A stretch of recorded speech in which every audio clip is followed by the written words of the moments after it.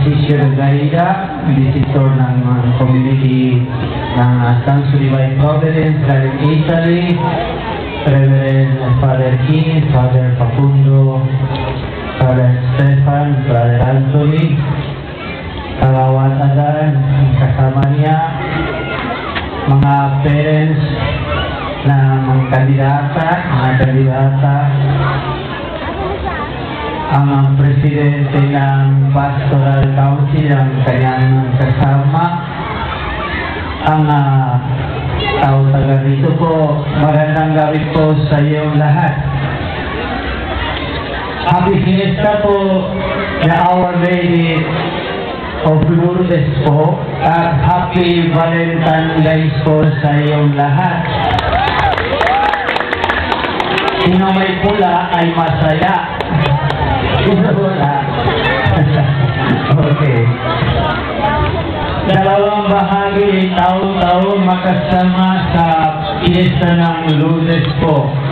Ang presensya ng Mahal na Birhen at ang Fiesta ng Puso. Dalawang bagay po na kung makikita natin kay Mama Mary sa pamamagitan ng Diyos, magiging isa.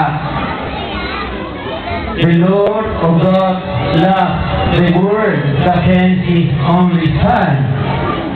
Ang pag-ibig ng Diyos o sa pamamagitan ng puso ng Diyos, dumating ang kanyang anak sa sinapupunan na Mahal na Birhen.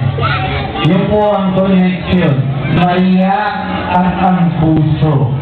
Kaya taon-taon nakasama dito sa Diyos po itong dalawang realidad.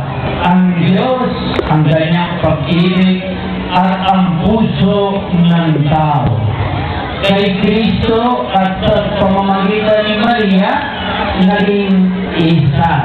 Kaya po, sa ngalan ng parokya, sa ngalan ng Pastoral Council ng buong parokya po, I wish po sa bawat pamilya, sa bawat miyembro dito sa Diyos po, Happy Fiesta, Happy Valentine Day po.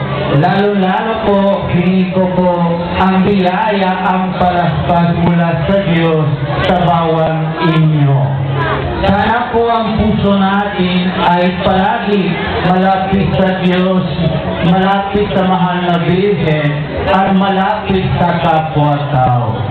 Iyon po ang wish ko sa iyong lahat sa araw ng fiesta niyo po. Maraming salamat